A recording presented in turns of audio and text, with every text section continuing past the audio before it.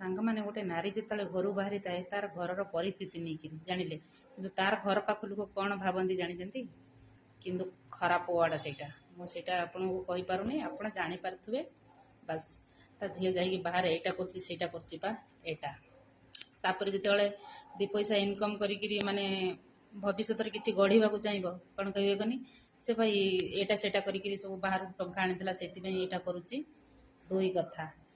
ତିନି କଥା କ'ଣ କହିବେ କନି? ପଇସା ଯଦି ଭବିଷ୍ୟତରେ କିଛି ମାନେ ସଞ୍ଚିତ କଲୁ, କ'ଣ କହିବେ କନି? ଏ ଚିପି ପଇସା ଲୋଭି, ଏଇଟା କହିବେ ଜାଣିଲେ। ଆଉ ତାପରେ ମାନେ ମୋ ସାଥିରେ ଏଇଟା ହେଇଛି, ମାନେ ମୋ ଘର ପାଖର ଲୋକ ମୋ ମାଆକୁ ବି କହୁଛନ୍ତି ଏବେ ପର୍ଯ୍ୟନ୍ତ, କୁହନ୍ତୁ ମୁଁ ସହିକି ରହିଛି ହେଲା। ଆଉ ତାପରେ ଗୋଟେ କଥା, ନାରୀ ଜାତି ମରିଗଲେ ବି ହାଟ, ବଞ୍ଚିଥିଲେ ବି ହାଟ। ତ ସାଙ୍ଗମାନେ ମୁଁ ଭୁଲ କହିଲି ନା ଠିକ୍ କହିଲି? କିନ୍ତୁ ମୋ ସାଥିରେ ଏଇଟା ହେଇଛି ବୋଲି ମୋ ଘର ପାଖର ଲୋକ ମୋ ମାଆକୁ କେତେ କଥା କହିଛନ୍ତି, କୁହନ୍ତୁ ସହିକି ରହିଛି।